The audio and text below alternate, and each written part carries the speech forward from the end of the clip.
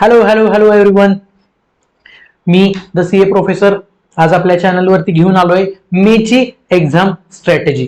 चला without wasting any time मेची strategy discuss करू. कॉस्टिंगचा पेपर जसा गेलाय तसा जाऊ दे, आपला काही त्याचा आता संबंध राहिलेला नाही. आपल्याला ऑडिट वरती फोकस करायचा आहे. ज्यांना पेपर चांगला गेलाय कॉस्टचा त्यांनी ऑडिट स्कोअर वाढवण्यासाठी फोकस ठेवायचा आहे, आणि ज्यांना अनफॉर्च्युनेटली कॉस्टिंगचा पेपर चांगला गेला नाहीये त्यांनी सुद्धा स्कोरिंग वाढवण्यासाठीच ऑडिटकडे बघायचं आहे. बघा, चला सुरुवात करूया. तर नेहमीप्रमाणे मागच्या स्ट्रॅटेजीत आणि या स्ट्रॅटेजीमध्ये जास्ती काही फरक नाहीये. फक्त काही टॉपिक्स मी ए कॅटेगरीचे म्हणजे फेज 1 चे फेज 2 ला, फेज 2 चे फेज 1 ला शिफ्ट केलेले आहेत, कारण गेल्या अटेम्प्टचा थोडासा अनालिसिस बघता. ओके, मागच्या अटेम्प्टला सुद्धा 120 मार्क्स पैकी 100 मार्क्सचा पेपर आपल्या अनालिसिस नुसार पडला होता. याही वेळेला सेम पॉसिबिलिटी आहे. बघा, टाइम वेस्ट न करता आपण जाऊयात पुढे. काय आहे ह्या प्लॅनिंगला मी डिवाइड करतो फेज 1, फेज 2 आणि फेज 3 मध्ये. यामध्ये आपण फेज 1 चे जे टॉपिक्स आहेत असे टॉपिक्स आहेत ज्यांना मार्क्सचं वेटेज प्रचंड हाय आहे. फेज 2 चे कंपॅरेटिव्हली मीडियम एफर्ट्स आहेत आणि मार्क्स पण मीडियम कव्हरेज आहे. आणि फेज 3 जी आहे त्या फेज 3 मधले जे चॅप्टर्स आहेत त्यांना आपण फेज 1 आणि फेज 2 झाल्यानंतर कव्हर करणार आहोत. बघा, सगळ्यात पहिल्यांदा मला काय करायचंय, थर्ड चॅप्टर मला घ्यायचा आहे. थर्ड चॅप्टर कोणता आहे आपला? Risk assessment and internal control. ह्या रिस्क असेसमेंट मध्ये एसए 315 आणि एसए 330 यावरती मला फोकस ठेवायचा आहे. SA 315 identifying and assessing risk of material misstatement through understanding of entity and its environment. यामध्ये understanding of entity and environment ह्या मधला पॉइंट थोडेसे महत्वाचे पडणार आहेत. ऑडिट प्रोसिजर्स मध्ये अनालिटिकल प्रोसिजर्स होतं, अशा गोष्टी आहेत त्या आपल्याला महत्वाच्या पडणार आहेत. 5 कॉम्पोनंट्स ऑफ इंटरनल कंट्रोल ह्यातला सुद्धा 5 टॉपिक्स आपल्याला महत्वाचे आहेत. SA 330 response to assessed risk आणि एसए 320 मटेरियलिटी यामध्ये आपल्याला फोकस ठेवायचा आहे आणि बाकीचे एसेस सुद्धा कव्हर करायचे आहेत. बघा, topic number 3, topic number 4, topic number 11 आणि टॉपिक नंबर 8 हे फेज 1 चे चॅप्टर्स आहेत. ह्यामध्ये काही एसेस मी सिलेक्ट करून तुम्हाला दिलेले आहेत, जसं की ऑडिट एव्हिडन्स मध्ये 500 audit evidence, 530 sampling, 505 external confirmation, 501 specific considerations, 550 related party आणि 520 अनालिटिकल 520 आहे आपला अनालिटिकल प्रोसिजर्स. बरोबर आहे का? बघा, एसए 520 आहे अनालिटिकल प्रोसिजर्स. यामध्ये अजून एक एसए मी ऍड करू शकतो. एसए आपला एसए 500 मध्ये एक पॉइंट आहे जो स्पेसिफिकली आपल्याला कन्सिडर करायचा आहे, तो म्हणजे reliability of audit evidence. Reliability of audit evidence. बघा, आपण हे लेक्चर्स मध्ये कव्हर केलेलं होतं. जानेवारी 25 साठी मी फास्ट ट्रॅक लेक्चर्स टाकले होते, तेच लेक्चर्स आपल्याला मे 25 साठी सुद्धा रिलेव्हंट होते. याबद्दल मी एक छोटासा व्हिडिओ अपलोड केलेला होता. यातले रिलायबिलिटी ऑफ ऑडिट एव्हिडन्स हे, आणि एक आहे आपला ऑडिट एक्सपर्ट. ऑडिटरचा आपला जो एक्सपर्ट आहे तो एसए 600 मध्ये कव्हर होतो. एसए 500 मध्ये मॅनेजमेंटचा एक्सपर्ट, मॅनेजमेंट एक्सपर्ट. असे इन्स्टन्सेस जिथं मॅनेजमेंटच्या एक्सपर्टचं काम आपण अंडरटेक करू शकतो, आपल्या ऑडिट मध्ये त्याच्यावरती रिलाय राहू शकतो. हा एक पॉइंट असेल जो की महत्वाचा असू शकतो.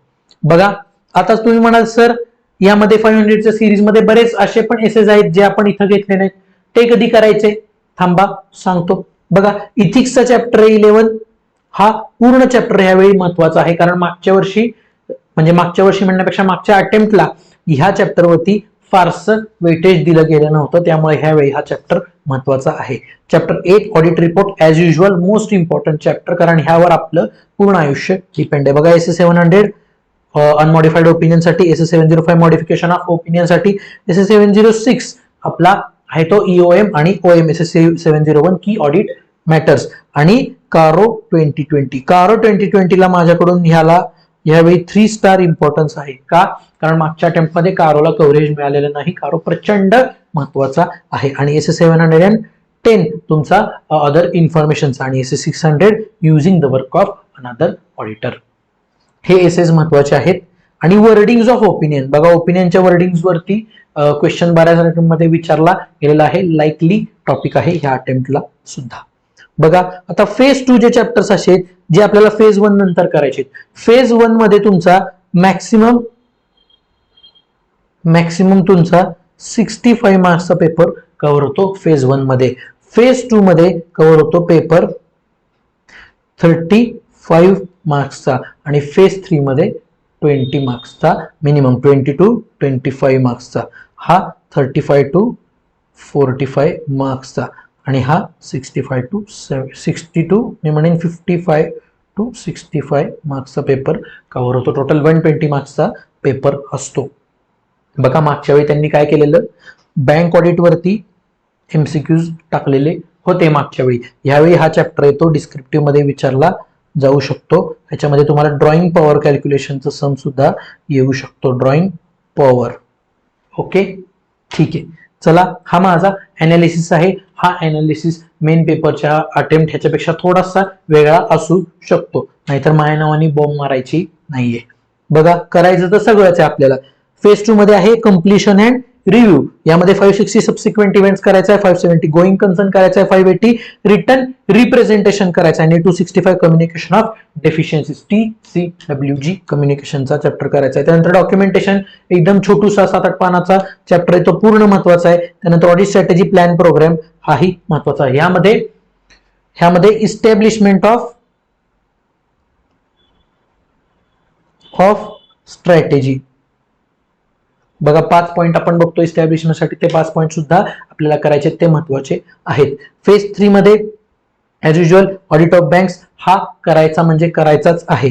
नेचर ऑब्जेक्टिव्ह स्कोप पहिल्या चॅप्टर मध्ये scope of audit, inherent limitations, assurance म्हणजे काय आणि स्टँडर्ड्स कोणत्या, SRE, SAE, SAS आणि SIA standards on internal auditing हे आपल्याला चॅप्टर नंबर 1 मध्ये दिलेलं आहे. त्यानंतर 9वा डिफरंट टाइप्स ऑफ एंटिटी मध्ये सगळ्यात महत्वाचं या वेळेसाठी आहे multi state cooperative society, cooperative society आणि LLP. यामध्ये क्वेश्चन्स पडू शकतात. सोडून गव्हर्नमेंट ऑडिट मध्ये आपले इकॉनॉमी, इफिशियन्सी आणि इफेक्टिव्हनेस असे 3 ऑडिट्स आहेत. बघा प्रोप्रायटी ऑडिट ते महत्वाचं असू शकतं. NGO, partnership firm, LLP, hotel, cinema, charitable institution. बघा ह्या फार महत्वाच्या गोष्टी आहेत. ह्याच्यानंतर एक तुम्ही ह्याच्यात ऍड करू शकता, तो म्हणजे क्लब किंवा स्कूल, एज्युकेशनल इन्स्टिट्यूशन म्हणजे कॉलेज. ह्या 1-2-3 गोष्टी तुम्ही ऍड करू शकता. हे आपल्याला करायचंय. त्याच्यानंतर ऑडिट ऑफ आयटम्स जो 5वा धडा मी तुम्हाला सांगितलं की तो इमॅजिनेशन वरती तुम्ही धडा लिहू शकता, कारण त्याचं सगळं आपल्याला स्टँडर्ड्स ऑन ऑडिटिंग शिकता एक्झाम्पल्स मध्ये आपण घेतलेलं होतं आणि AS अकाउंटिंग स्टँडर्ड्स मध्ये सुद्धा बऱ्यापैकी कव्हर होतं. शेड्यूल 3 मध्ये बऱ्यापैकी गोष्टी कव्हर होतात. आपल्याला काय करायचंय बघा, आपल्याला शिकायचे डिस्क्लोजर्स. बघा डिस्क्लोजर्स म्हणजे काय, प्रत्येक पॉईंटच्या खाली कंपनीज ऍक्टचे डिस्क्लोजर दिले, ते डिस्क्लोजर महत्वाचे आहेत, ते आपल्याला करून जायचे आहेत. त्याच्यानंतर intangible assets, PPE, borrowings, provision, purchase, other expense आणि डिप्रिसिएशन. ह्याच्यामध्ये मी एक अजून ऍड करेन डेटर आणि creditor, MSME, non MSME creditor आणि डेटर मध्ये 6 months more than 6 months, 12 year more than 12 months more than 12 months, ते एक असणार आहे. बघा सो आहे आपला अनालिसिस फेज 1, फेज 2 आणि फेज 3 चा आपला अनालिसिस. बघा काही महत्वाच्या गोष्टी आपल्याला लक्षात ठेवायच्यात प्रिपेअर करताना. कोणत्या? बघा remaining topics are to be covered after priority topics. मी वरती दिलेल्या टॉपिक्स नंतर बाकीचे चॅप्टर सुद्धा कव्हर करायचे आहेत. फक्त मेनली फेज 1, फेज 2, फेज 3 मी दिलेले चॅप्टर्स कव्हर झाले, मी दिलेले टॉपिक्स कव्हर झाले की मग उरलेले टॉपिक्स आपल्याला हळूहळू घ्यायचे आहेत. त्यानंतर RTP बघायचे मला कोणते, मेचा, जानेवारीचा, सप्टेंबरचा आणि मे 2024चा. सर म्हणाले एवढं सगळं 1.5 दिवसात कसं बघायचं? बाळांनो काही नाही करायचं, आपले चार्ट्स वाचायचे. चार्ट्स वाचल्यानंतर डायरेक्ट RTP चे क्वेश्चन्स उचलायचे. RTP मध्ये चॅप्टर वाईज क्वेश्चन्स असतात. आपल्याला काय सोडवायचे आहेत, MTP आणि या 4ही RTP चे क्वेश्चन्स सोडवायचे आहेत. MCQ आपल्याला 4 RTP आणि 2 आत्ताच्या अटेम्प्टच्या MTP चे क्वेश्चन्स आपल्याला सोडवायचे आहेत, मल्टिपल चॉईसचे क्वेश्चन्स. त्याच्यानंतर study in above sequence to cover maximum syllabus. बघा हा जर तुम्ही सिक्वेन्स वापरला तर तुम्ही 85% ऑफ सिलेबस ह्या फेज मधल्या चॅप्टर्स मध्येच कव्हर करता. राहिलेला सिलेबस आहे 15%, तो आपल्याकडे वेळ राहिला की कव्हर करायचा आहे, पण हा 15 सुद्धा आपल्याला कव्हर करायचा आहे, कारण काही सोडून आपण जाऊ शकत नाहीये. बघा पेपर पॅटर्न कसा असणार आहे, नेहमीप्रमाणे MCQ 30 मार्क्स, डिस्क्रिप्टिव्ह 70 मार्क्स, 14 चे 5 क्वेश्चन्स असणार आहेत. बरोबर 6 क्वेश्चन्स पैकी आपल्याला 5 क्वेश्चन्स अटेम्प्ट करायचे आहेत. क्वेश्चन नंबर 1 कंपल्सरी असणार आहे आणि बाकीच्या क्वेश्चन्स मध्ये 4 सब क्वेश्चन्स असतील, 4-4 3-3 मार्काचे किंवा 5-5 4चे. आता पॅटर्न काय निघतोय हे आपल्याला लक्षात येईल. बघा, टू द पॉइंट लिहायच्यात गोष्टी, अजिबात आपल्याला कुठेही डळमळायचं नाहीये. आपले चार्ट्स महत्वाचे आहेत. आज कॉस्टिंगचा पेपर झाल्यानंतर ह्यातली फेज 1 मधले 2 किंवा 3 चॅप्टर्स आपले कव्हर होऊ शकतात. कोणाचा फोन, सॉरी तो फोन थोडासा आला होता महत्वाचा. सो बघा, आपल्याला काय करायचंय, फेज 1, फेज 2 आणि फेज 3 चे चॅप्टर्स आपल्याला प्रायोरिटी बेसिसवरती कव्हर करायचे आहेत. आपल्याला नेहमीप्रमाणे टू द पॉइंट लिहायचंय. पहिल्यांदा चार्ट्स बघायचे, चार्ट्स नंतर आरटीपीचे क्वेश्चन्स बघायचे, त्यानंतर सगळं झाल्यावर एमसीक्यू सॉल्व्ह करायचे. ओके, चलो बाकी आता गोष्टी आपण पेपर झाल्यावर डिस्कस करू. डोकं शांत ठेवायचंय. आज पेपर झाल्यानंतर, कॉस्टिंगचा पेपर आज संपल्यानंतर आपल्याला फेज 1 बऱ्यापैकी कव्हर करायचा प्रयत्न करायचा आहे. फेज 1 मधले जरी 2 चॅप्टर्स कव्हर झाले तरीही काही इश्यू नाही. आपल्याला उरलेले क्वेश्चन सुद्धा, उरलेले टॉपिक सुद्धा परवामध्ये कव्हर करता येतील. ओके, बाकी गोष्टी आता बऱ्याच आहेत. पुढे काय आपल्याला करायचंय, काय नाही करायचंय ते आपण पेपर नंतर डिस्कस करूच. ओके, चला भेटूयात मग पेपर नंतरच्या पेपर रिव्ह्यू मध्ये. Okay, the CA professor signing of. 2 गोष्टी लक्षात ठेवायच्या आहेत. मला सगळं येतंय, मला सगळं आठवतंय आणि मस्तपैकी फिअरलेसली जाऊन तो पेपर द्यायचा आहे. ओके, चलो, the CA professor signing off. Bye bye, all the best.